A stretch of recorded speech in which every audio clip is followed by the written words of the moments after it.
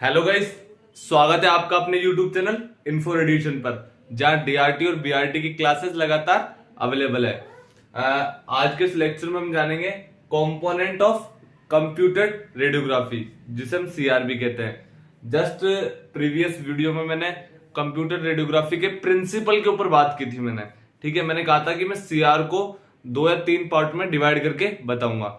देखो, हम कोई भी टॉपिक होता है उसको हम थोड़े टुकड़ों हिस्सों में तोड़ के पढ़ते हैं। प्रिंसिपल, उसके कंपोनेंट, उसकी वर्किंग, ठीक है, एडवांटेज डिसएडवांटेज। तो जस्ट पहली वीडियो में मैंने बताया प्रिंसिपल के बारे में। इस लेक्चर में बताऊंगा कंपोनेंट ऑफ सीआर के बारे में। देखो, हम कंप्यूटर रेडियोग्राफी को 3 पार्ट में डिवाइड करते हैं, ठीक है, उसके कंपोनेंट में। पहला आता है इमेजिंग प्लेट, सेकंड है फॉस्फर रीडर और तीसरा कंप्यूटर, जिसपे सारी प्रोसेस चलती है। ठीक है, अब मैं इसको एक बार आपको ओवरव्यू देता हूं इसका। ठीक है, देखो सीआर में होता क्या है, जो हमारी एक्सरे आती है सामने से, एक्सरे ट्यूब से निकलकर पेशेंट से टकरा के पीछे आती है, वो जिसपे टकराती है उसको कहते हैं हम इमेजिंग प्लेट। पहले स्क्रीन फिल्म रेडियोग्राफी में कैसेट होती थी, सेम कैसेट की तरह ये इमेजिंग प्लेट है। समझ में आई? इमेजिंग प्लेट जिसपे हमें पीछे एक प्लेट के रूप में कैसेट के जैसी, जिसपे हमें एक्सरे लेना है, वो हो गई हमारी इमेजिंग प्लेट। दूसरी जिसपे एक्सरे लिया है उसको हमें रीड करने के लिए एक मशीन में डाला जाता है, जिसे कहते हैं हम रीडर। ठीक है, और उस मशीन से प्रोसेस होने के बाद एक कंप्यूटर स्क्रीन के ऊपर, एलईडी स्क्रीन के ऊपर जो इंफॉर्मेशन दिखाई देती है, तो सारी जो प्रोसेसर है, एनालॉग, डिजिटली, वो सारी की जाती है कंप्यूटर के अंदर। तो इसके 3 पार्ट है। तो हमारे कंप्यूटर तो एक अलग फील्ड हो गया। ठीक है, हमारे मेन इंपॉर्टेंट इस इमेजिंग प्लेट को समझना और इस फॉस्फर रीडर को, इसको स्टडी करना जरूरी है। इसके चीजों को देखते हैं ये एक एक करके। पहले हम जानते हैं इमेजिंग प्लेट के बारे में। इमेजिंग प्लेट बोले तो जहां पे हमें एक्सरे कैप्चर हुआ है वो प्लेट, वो कैसेट को इमेजिंग प्लेट कहा जाता है।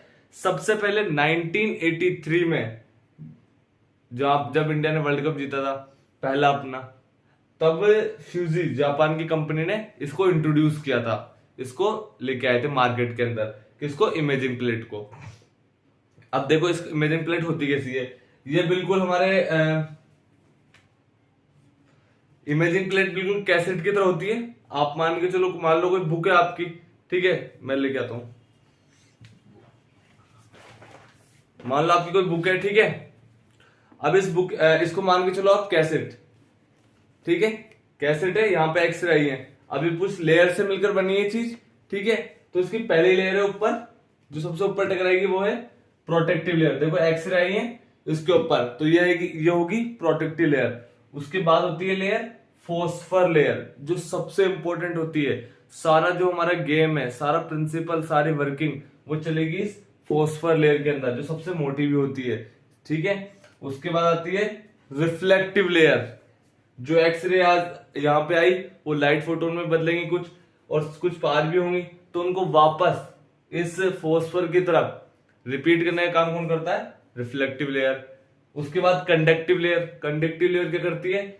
जो भी इस प्रोसेस के अंदर इलेक्ट्रॉन्स निकलेंगे, वो इलेक्ट्रॉन कुछ इलेक्ट्रिसिटी भी प्रोवाइड करेंगे। उस इलेक्ट्रिसिटी को ऑब्जॉर्व करने के लिए, रोकने के लिए, शॉक से बचाने के लिए कंडक्टिव लेयर होती है। ठीक है, एक के बाद एक लेयर, ऐसे जैसे कि ये सामने आपकी प्रोटेक्टिव लेयर, फिर उसके बाद आपका फॉस्फर, फिर उसके बाद आपकी रिफ्लेक्टिव लेयर, उसके बाद कंडक्टिव लेयर, और फिर लास्ट में सपोर्ट। ठीक है, आई बात आपको समझ में? अब हमें समझने वाली चीज क्या है? समझने वाली चीज है हमारा मेन फॉस्फर। ठीक है, फॉस्फर क्या करता है? देखो जैसे एक्सरे आई, अब फॉस्फर किससे मिलकर बनी होती है लेयर? ये लेयर बनती है बेरियम फ्लोरोब्रोमाइड, जिसमें जो 85% होता है, और बेरियम फ्लोरो आयोडाइड जो 15% होता है। ये डॉप्ड होता है यूरोपियम से। यूरोपियम नाम का एक अशुद्धि मिलाई जाती है, ठीक है, इस मिश्रण के अंदर। ये यूरोपियम क्या करता है? ये यूरोपियम यहाँ पे एफ सेंटर क्रिएट कर देता है, यहाँ पे त्रुटि क्रिएट कर देता है, एरर्स बना देता है इस अशुद्धि को मिलाने के बाद। ठीक है, अब इसको देखो थोड़ा और डीप में समझते हैं। जैसे ही एक्सरे आती है, ये यूरोपियम हमारा होता है +2 की फॉर्म के अंदर। यहाँ पे जैसे ही एक्सरे की एनर्जी की फॉर्म में आती है, इस एटम में से एक इलेक्ट्रॉन को और निकाल देती है। तो जैसे ही +2 बन गया +3, और एक इलेक्ट्रॉन बाहर निकल गया। ये इलेक्ट्रॉन जो इस यूरोपियम ने इस क्रिस्टल के अंदर जो त्रुटियां बनाई थी, जो एफ सेंटर बनाए थे, उस एफ सेंटर में जाके ये इलेक्ट्रॉन ट्रैप हो जाएंगे और ऐसे बिलियंस ऑफ इलेक्ट्रॉन ट्रैप हो जाएंगे। मान के चलो ये आपकी एक्सरे फिल्म है, ये आपका पूरा कैसेट है, ठीक है, इमेजिंग प्लेट है। जहां पे रेडिएशन आएगी वहां पर सारा यूरोपियम +2 +3 में कन्वर्ट हो गया और वहां पे इलेक्ट्रॉन सारे ट्रैप हो गए। और जहां पे रेडिएशन नहीं पड़ी वो सारा एरिया बिल्कुल यूरोपियम +2 है, वहां पे कोई इलेक्ट्रॉन ही ट्रैप नहीं हुआ, ठीक है। उसके बाद रिफ्लेक्टिव लेयर, जो भी बचे हुए रेडिएशन है उसको वापस फॉस्फर की तरफ रिफ्लेक्ट करने का काम रिफ्लेक्टिव लेयर करती है। कंडक्टिव लेयर बताई दी आपको, जो भी यहाँ पे करंट प्रोड्यूस हो गया है यहाँ पे इलेक्ट्रॉन के कारण, उसको ऑब्जॉर्व करने के कारण शॉक से बचाने के लिए कंडक्टिव लेयर और सपोर्ट देने के लिए सपोर्टिव लेयर होती है, ठीक है। ये था आपका पूरा थोड़ा इमेजिंग प्लेट, ठीक है, जिसमें से आपको समझ आया होगा पहला स्टेप ये है कि हमारा एक्सरे जिस पे पढ़ रहा है वो इमेजिंग प्लेट के बारे में, ठीक है। अब हम समझते हैं रीडर के बारे में, ठीक है गाइस। अब हम समझेंगे फॉस्फर रीडर या रीडर को, ठीक है।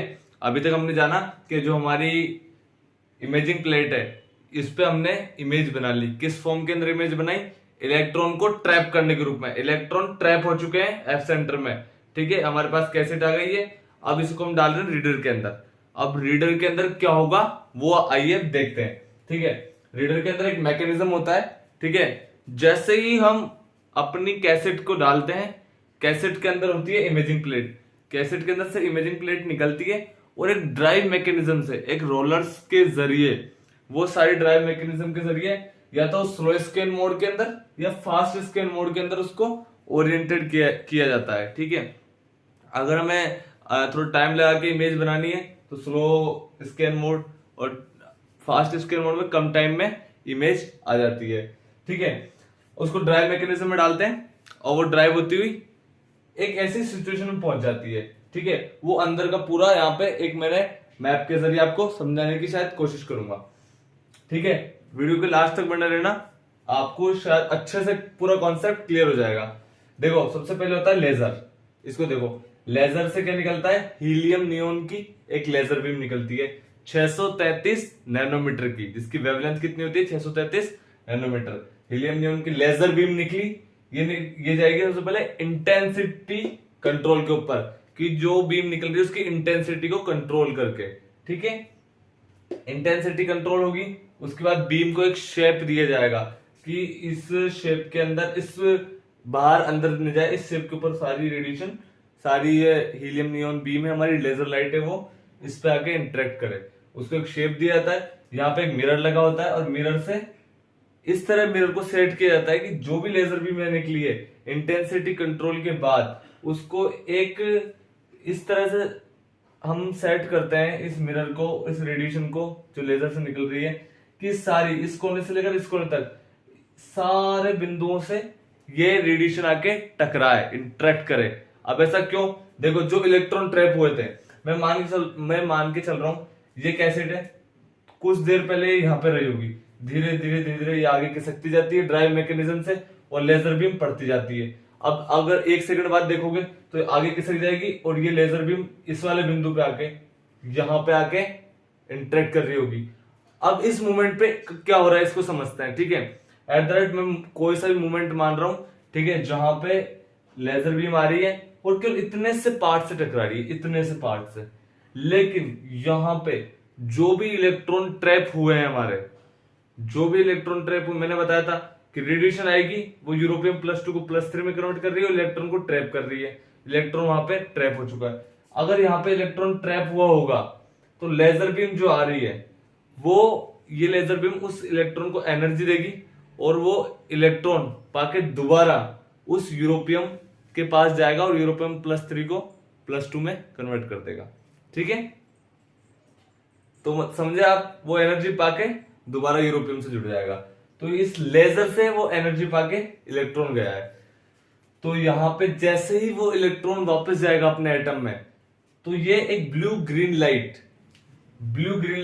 390 नैनोमीटर वेवलेंथ की ब्लू ग्रीन लाइट इमिट करता हुआ जाएगा, ठीक है। इस बिंदु से टकराए, अगर यहाँ पे इलेक्ट्रॉन ट्रैप हुआ था, जैसे ही लेजर से एनर्जी पाई वापस अपने अपने स्टेट में गया और उसने ब्लू ग्रीन लाइट इमिट करी। आई बात समझ में आपको? जहां पे ज्यादा इलेक्ट्रॉन ट्रैप होंगे वहां पे ज्यादा ब्लू ग्रीन लाइट इमिट होगी, मतलब वहां पे ज्यादा रेडिएशन आई थी। तो इस तरह इस सारी रो के अंदर इस इतने से लाइन के अंदर एक लीनियर लाइन मानू तो जितनी रेडिएशन आई, जहां पे जितने इलेक्ट्रॉन ट्रैप हुए थे वो सब एनर्जी अब्सॉर्ब करके ब्लू ग्रीन लाइट इमिट करेंगे। ठीक है, और उस ब्लू ग्रीन लाइट को हम पीएमटी के जरिए, फोटो मल्टीप्लाई ट्यूब, अगर इसको अच्छे से समझना है तो मैंने वीडियो बना रखी है, आई बटन में मैं लिंक दे दूंगा, मजा के देख लेना, अच्छे से पूरा कॉन्सेप्ट क्लियर हो जाएगा आपका। तो जैसे ही ये ब्लू ग्रीन लाइट पीएमटी पे जाएगी, पीएमटी इस लाइट को इलेक्ट्रिकल सिग्नल में कन्वर्ट कर देगा, और ये इलेक्ट्रिकल सिग्नल फिर डिजिटाइजर के जरिए डिजिटल, और कंप्यूटर के पास जाके जो भी हमारी इमेज है वो डिजिटली फॉर्म हो जाएगी। अब वो इमेज कहां से आई देखो, यहाँ हम एक्सरे देखते हैं, कहीं ब्लैक होता है कहीं व्हाइट होता है। ठीक है, व्हाइट मतलब यहाँ बॉन है, मान लो बॉन से टकरा के एक्सरे रुक गई, लेकिन यहां से बीच में से पार होके एक्सरे फिल्म पे गई, इस पे गई इमेजिंग प्लेट पे, वहां यूरोपियम +2 को +3 में कन्वर्ट किया। ठीक है, इलेक्ट्रॉन ट्रैप हुए, वो इलेक्ट्रॉन ट्रैप हुए इलेक्ट्रॉन यहाँ है, जैसे उन पे लेजर पड़ती है ट्रैप हुए इलेक्ट्रॉनों पर, वो ब्लू ग्रीन लाइट इमिट करते हैं, और जब blue green light PMT absorb करती है, पीएमटी पता लगा लेती है कि यहाँ पे इलेक्ट्रॉन ट्रैप हुआ है, मतलब यहाँ पे रेडिएशन आई थी। तो वहां पे वो कंप्यूटर क्या करता है, कंप्यूटर बता देता है अच्छा यहाँ पे रेडिएशन, यहाँ पे लाइट आ रखी है, यहाँ पे ब्लू ग्रीन लाइट ज्यादा है, मतलब यहाँ पे इलेक्ट्रॉन ज्यादा ट्रैप हुआ है, मतलब यहाँ पे रेडिएशन ज्यादा इंटरेक्ट हुई है।